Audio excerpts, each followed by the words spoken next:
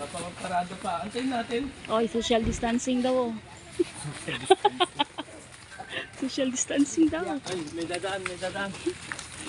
Ang padaanin mo na. Si Silvia. Dito muna ako kayo ito. Makaparehas yan, doon yan.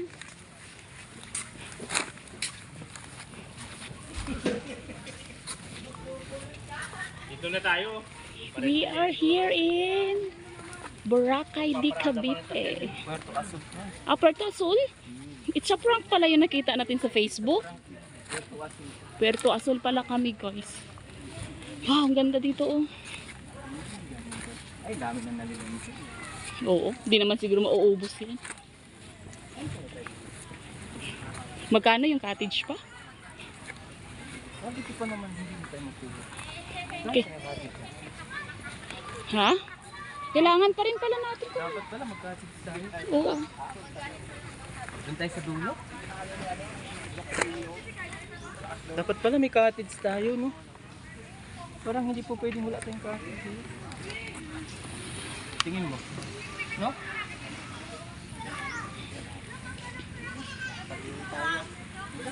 Tara, doon tayo. Doon? Doon na may puno.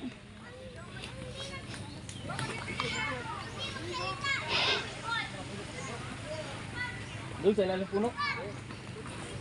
Para may sabitan. Parang, uy, may buko pa, oh. Baka pwede mo May buko pre, basta ikaw umakyat.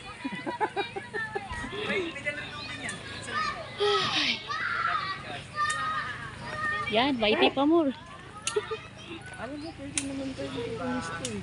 Sayang, hindi ko madala yung tent. Ibahan, pwede naman tayo gusto eh. Pwede. Kaya na, baka paalisin tayo, nakakahiya naman. Hindi naman siguro nila tanda yun na ano. Oo nga no. Pisto tayo sa dulo. Oo. Mamaya, pag dumami, pag marami, di uwi na tayo. Oo. Pag pinalis tayo, alis tayo. Pal. Ha? Alim. Magkano ba yung cottage pre? 500 no? Pag siningin tayo, bayad tayo. Wala na eh. Basa oh. Basta, man, lantay-lantay, di na cottage yan. Oo, dito oh. Wala tayong pantong dyan. Wala, diyan mainit. Kaya nga, pag umulan. Di ba? Diba? Dito pala maganda pwesto eh. Lukay kami guys, baka kami mabayad cottage.